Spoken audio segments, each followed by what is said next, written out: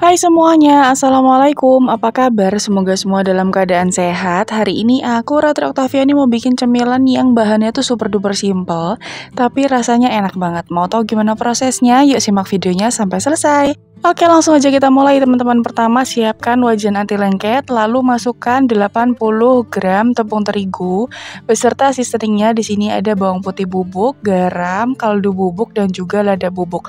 Untuk takarannya aku tulis lengkap di video ya teman-teman. Kemudian bahan kering ini akan kita aduk dulu sampai tercampur rata. Nah, kalau sudah tercampur rata seperti ini, kita akan masukkan 200 ml air. Sebaiknya setelah dimasukkan ini kita aduk dulu ya teman-teman, baru dihidupkan kompornya.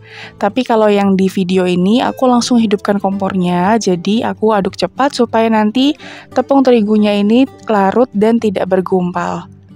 Kita akan masak dengan api sedang cenderung kecil, sampai nanti adonan ini menjadi transparan dan bergumpal hingga bisa diadoni ya teman-teman. Nah, kalau kita pakai wajan anti lengket itu nanti akan memudahkan proses pengadukan karena ini bahan cair yang mudah lengket gitu teman-teman.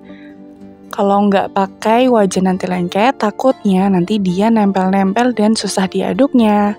Itu adonannya sudah mulai bergumpal, terus aja kita masak sampai dia menjadi berubah warna, lebih transparan dan juga lebih gelap dibandingkan sebelumnya ya. Kalau sudah seperti ini, boleh kita matikan apinya dan kita akan hangatkan dulu suhunya, jadi tidak terlalu panas. Ketika sudah hangat, siapkan mangkuk dan masukkan adonan tadi di dalam mangkoknya. Tambahkan dengan daun bawang, di sini aku pakai 1 batang, kemudian 1 butir telur. Ini aku pakai ukuran yang agak besar. Kemudian kita aduk sampai tercampur rata. Ini adonannya masih hangat-hangat kuku ya teman-teman, jadi tidak terlalu panas.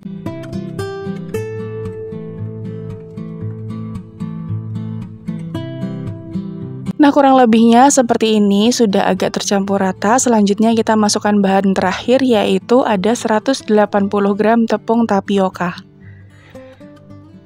Kemudian ini akan kita uleni menggunakan tangan sampai nanti adonannya itu menggumpal dan juga bisa dipulung. Oh iya, buat teman-teman yang baru aja mampir ke channel YouTube aku, minta tolong subscribe-nya dan juga nyalakan lonceng notifikasinya supaya nanti kalau aku upload video terbaru teman-teman gak ketinggalan. Dan kalau sudah, terima kasih. Nah, adonannya sudah selesai, kita uleni jadinya seperti ini, dia tidak lagi lengket di tangan. Kalau misalnya nanti masih terlalu lengket, teman-teman boleh tambahkan dengan tepung tapioka sekitar 1 sendok ya, atau disesuaikan saja.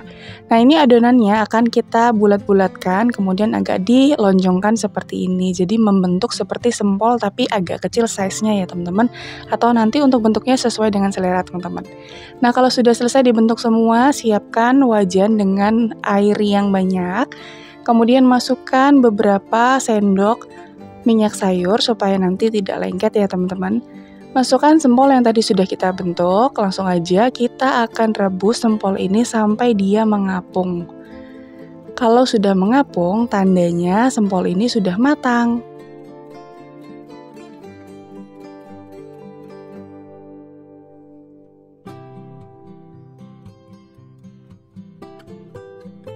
Nah, ini airnya sudah mulai mendidih dan sempolnya sudah satu persatu mulai mengapung.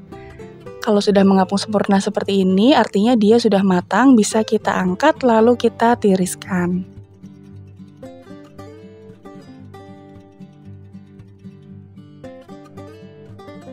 Hasilnya lumayan banyak ya teman-teman, kurang lebihnya seperti ini. Langsung aja kita siapkan minyak yang panas dan tipsnya, pakai api sedang, jangan terlalu besar, kemudian pakai juga wajan yang besar. Karena dia mengandung telur, jadi di penggorengan yang kedua minyaknya itu akan berbusa, teman-teman.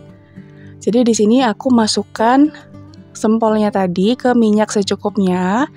Aku pakai dia agak banyak supaya sempolnya ini bisa terendam semua.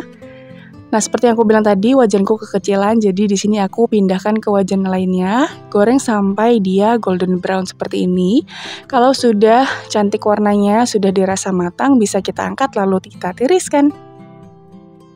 Nah, untuk saus cocolannya simple banget, aku pakai saus ekstra pedas. Boleh pakai merek apa aja terserah teman-teman. Dicampurkan dengan sedikit demi sedikit air panas. Dia akan jadi saus cocolan yang simple tapi enak banget.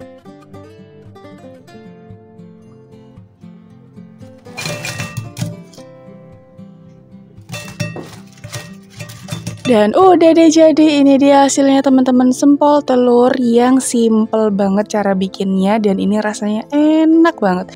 Dia nggak pakai ikan sama sekali, nggak pakai ayam juga, tapi nggak tahu kenapa di rasanya itu ada rasa seperti ikannya dan juga rasa seperti daging-daging ayamnya gitu. Pokoknya ini enak banget, recommended banget untuk teman-teman coba di rumah. Bahannya yang simple, cara buatnya juga simple banget, sat banget jadi cemilan seperti ini. Enak dihidangkan ketika dia masih panas atau hangat-hangat gitu ya teman-teman. Terus apalagi ditambah cocolan saus yang pedas mantap gini, pokoknya recommended untuk teman-teman coba di rumah. Beneran deh, ini tuh makan satu aja nggak cukup teman-teman, pokoknya bisa dijadikan cemilan bareng keluarga di rumah atau juga bisa dijadikan sebagai ide jualan untuk menambah cuan di rumah.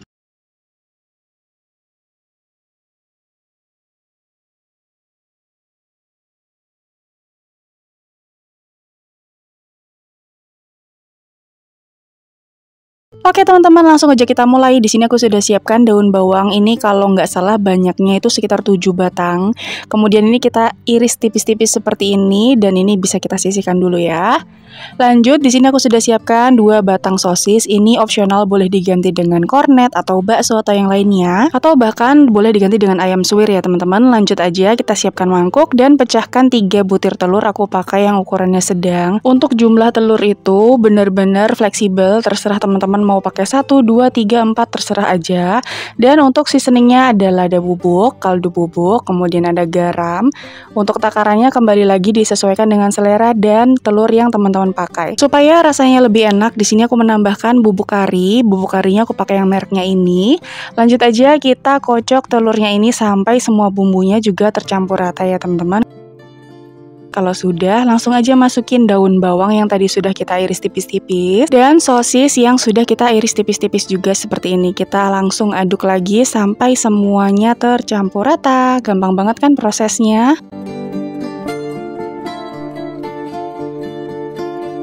Nah, pada tahapan ini teman-teman tuh sebenarnya wajib banget untuk koreksi rasanya. Kalau misalnya sudah pas ya boleh lanjut ke tahap selanjutnya, tapi kalau misalnya agak kurang asin, perlu ditambahkan lagi ya. Jadi supaya nanti tuh rasa yang kita hasilkan tuh bisa lebih enak. Oke lanjut, di sini aku sudah siapkan kulit lumpia. Nah masalahnya kulit lumpia yang aku bikin tuh dalam bentuk gulungan seperti ini di tukang sayur. Jadi aku punya 5 gulungan. Nah gulungan yang pertama akan aku bagi menjadi 3 bagian. Ini bertujuan atau berfungsi sebagai pelapis di bagian tengah supaya nanti bisa lebih hemat kulit lumpia dan juga bisa mencegah kebocoran. Oke langsung aja kita gerak cepat teman-teman. Di sini aku sudah siapkan teflon yang berisi minyak secukupnya. Kita hidupkan apinya di api sedang cenderung kecil. Kemudian siapkan 1 lembar kulit lumpia dan 1/3 kulit lumpia diletakkan di bagian tengah. Isi lalu lipat seperti ini dalam bentuk kotak ya teman-teman. Kalau sudah lanjut aja kita masukkan ke minyak panas. Lanjut lagi. Aku ulangin sekali lagi, siapkan kulit lumpia 1 lembar dan 1/4 lembar di bagian tengah, masukkan secukupnya isian. Kemudian kita gerak cepat supaya telurnya tidak bocor kemana-mana. Dilipat seperti ini lalu dimasukkan ke minyak yang panas. Prosesnya gampang banget, apalagi kalau misalnya teman-teman yakin kulit lumpianya ini aman, tidak bocor, sebenarnya boleh pakai 1 lembar. Atau kalau misalnya mau yang lebih tebal, teman-teman boleh langsung pakai 2 lembar ya. Kalau misalnya untuk yang hemat-hemat, kita pakai cara yang seperti ini. Nah, di sini aku akan membuat martabak telurnya sebagai stok untuk digoreng nanti-nanti. Tapi kan karena telurnya mentah nih teman-teman, jadi kita harus menggorengnya setengah matang dulu. Jadi di sini aku bikin yang setengah matang. Caranya gampang banget seperti ini. Terus kita gorengnya tidak langsung matang, tapi dia hanya sampai bagian telurnya sudah agak kokoh dan kulitnya juga sudah berubah agak ke kuning-kuningan seperti ini ya teman-teman. Karena kita masak martabak telur itu bagian dalamnya masih mentah banget, jadi harus rajin dibolak-balik seperti ini supaya nanti bagian dalamnya bisa matang sempurna. Dan kemudian kalau sudah agak kekuningan, sudah dirasa di bagian dalamnya sudah matang, ini boleh kita angkat. Jadi ini aku menggorengnya setengah matang ya teman-teman, karena nantinya akan aku simpan di kulkas untuk stok cemilan. Jadi nggak langsung digoreng semua. Oh iya, buat teman-teman yang baru aja mampir ke channel YouTube aku, minta tolong subscribe-nya dan juga nyalakan lonceng notifikasinya supaya nanti kalau aku upload video terbaru, teman-teman gak ketinggalan. Kalau sudah, terima kasih. Ayo ulangin sekali lagi, stepnya sama, ambil kulit lumpia, diisi, kemudian digoreng. Nah, bagian yang ini aku akan menggorengnya sampai benar-benar matang. Jangan lupa dibolak-balik supaya tingkat kematangannya merata. Kalau misalnya sudah agak menggelembung, terus sudah golden brown, kulitnya sudah kecoklatan keemasan gitu, artinya dia sudah matang ya teman-teman. Seperti ini contohnya. Ini sudah cantik banget warnanya, tinggal kita angkat dan bisa kita sajikan.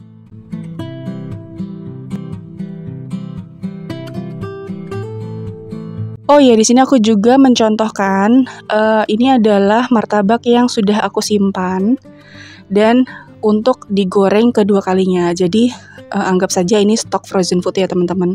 Setelah disimpan di kulkas bisa kita panaskan seperti ini. Jadi lanjut digoreng sampai dia kulitnya crispy, tapi di dalamnya juga tetap lembut ya. Ternyata ini enak banget. Jadi walaupun kita membuatnya tidak dimasak bagian dalamnya, tapi dia tetap bisa disimpan untuk stok makanan di kulkas ya teman-teman. Jadi martabak telur itu kan memang enaknya digoreng dan dimakan langsung. Jadi kulitnya masih crispy, dalamnya tetap lembut, hangat gitu, enak. Dan udah deh, jadi ini dia hasilnya teman-teman, martabak telur. Prosesnya super duper gampang banget, satset, pokoknya bisa jadi cemilan yang hasilnya banyak, rasanya enak, dan di luarnya crispy tapi di dalamnya tetap lembut. Seperti ini hasilnya, bagian dalamnya dia matang sempurna, lembut banget, enak. Apalagi kalau misalnya daun bawangnya banyak teman-teman, jadi rasanya makin mantap gitu deh. Disajikan dengan cabai rawit maupun dicocol saus seperti ini, makin mantap hasilnya. Bisa disuguhkan sebagai cemilan, bisa dijadikan isian snack box, ide jualan gitu, dan bisa juga dijadikan sebagai lauk makan. Pokoknya ini paket komplit dan gampang banget deh. Teman-teman wajib banget untuk recook ini, karena ini enak, gampang, satset, hasilnya banyak, dan juga sehat. Untuk sebagai simpanan stok frozen food, teman-teman bisa menyimpannya di dalam tempat yang kedap udara, lalu siap untuk dibekukan, nanti digoreng sewaktu-waktu kalau teman-teman butuh.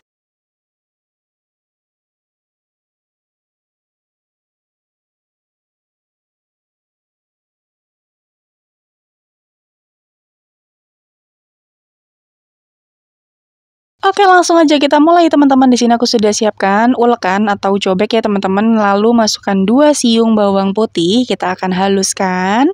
Nah, kalau sudah halus seperti ini, lanjut kita tambahkan dengan nasi sisa kemarin. Aku pakai 1 mangkok kecil, kurang lebih kalau ditimbang beratnya sekitar 250 gram. Kemudian ini akan kita haluskan, diulek seperti ini ya teman-teman. Sebenarnya proses ini bisa teman-teman ganti dengan chopper. Itu akan lebih praktis dan lebih hemat waktu. Tapi di sini aku contohkan menggunakan cobek.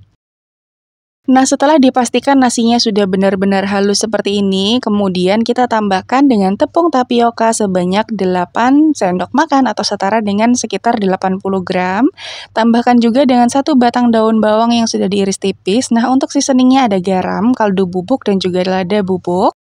Untuk takarannya disesuaikan dengan selera teman-teman semua. Itu aku pakai seperti yang teman-teman lihat di video ya tadi. Nanti dikoreksi aja rasanya. Nah, setelah itu dicampur hingga rata. Kita tambahkan dengan secukupnya air. Di sini aku pakai air suhu ruang. Dicampur lagi menggunakan spatula sampai dia menjadi suatu adonan yang nantinya bisa kita polong ya teman-teman. Nah, kurang lebih nanti hasilnya seperti ini. Setelah itu tambahkan dengan sedikit tepung tapioka, secukupnya aja, kita taruh di bagian pinggirnya. Setelah itu kita ambil sedikit adonan dari cireng nasinya tadi, kita bentuk seperti ini sambil kita baluri sepenuhnya dengan tepung tapioka ini. Seperti yang teman-teman lihat di video, aku contohin sekali lagi, ambil secukupnya, kurang lebih sekitar setengah sendok makan adonan cirengnya, kemudian diguling-gulingkan ke atas tepung tapioka sambil kita pipihkan ya teman-teman, selayaknya kita ketika bikin cireng. Gampang banget prosesnya, satset dengan bahan seadanya teman-teman bisa bikin cemilan seperti ini daripada mubazir ya. Mendingan kita olah aja deh jadi cemilan. Nah ini udah jadi semuanya, sudah aku bentuk pipih, kemudian kita siap goreng. Nah selanjutnya kita siapkan wajan dengan isi minyak secukupnya. Kalau sudah panas minyaknya, kita masukkan deh cirengnya seperti ini. Aku masak menggunakan api sedang, cenderung agak kecil supaya dia aman ya teman-teman. Nah ini kita masukkan secukupnya cirengnya. Nah setelah dirasa satu sisi sudah kering, kita balik seperti ini teman-teman, supaya nanti tingkat kematangannya bisa merata ya.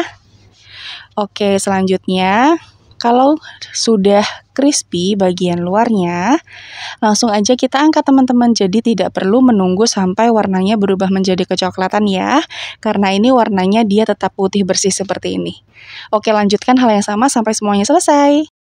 Selagi menunggu cirengnya digoreng, kita akan membuat bumbu rujak yang terdiri dari 1 siung bawang putih, kemudian ada cabai rawit dan juga 2 sendok makan gula merah. Untuk cabenya disesuaikan dengan tingkat kepedasan yang teman-teman mau ya. Kemudian tadi aku juga menambahkan garam, kurang lebih sekitar 1/4 sendok teh atau disesuaikan dengan selera teman-teman. Kemudian ini akan kita haluskan seperti ini. Kalau sudah tambahkan dengan sedikit air. Kemudian kita aduk lagi sampai tercampur rata, dan kalau sudah ini bisa dikoreksi ya teman-teman, kalau misalnya kurang asin atau kurang manis tinggal ditambahkan aja dengan selera teman-teman. Dan udah deh jadi, ini dia hasilnya teman-teman, cireng nasi bumbu rujak, praktis banget, nggak perlu ribet, satset udah jadi cemilan yang ternyata seenak ini teman-teman. Yuk kita lihat gimana sih hasilnya. Wow, ini tuh ternyata crispy banget di luar, tapi begitu kita belah, ternyata di bagian dalamnya masih tetap lembut teman-teman. Kalau misalnya mau cirengnya garing secara sempurna, teman-teman bisa menggorengnya 2 kali, tapi ini sekali aja udah cukup.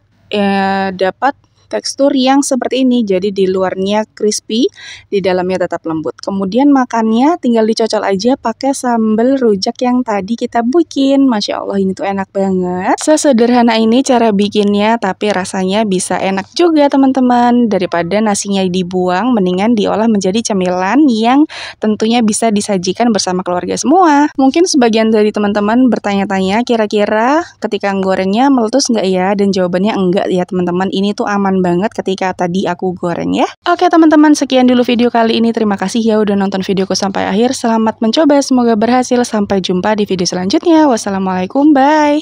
Jangan lupa like, share, dan subscribe.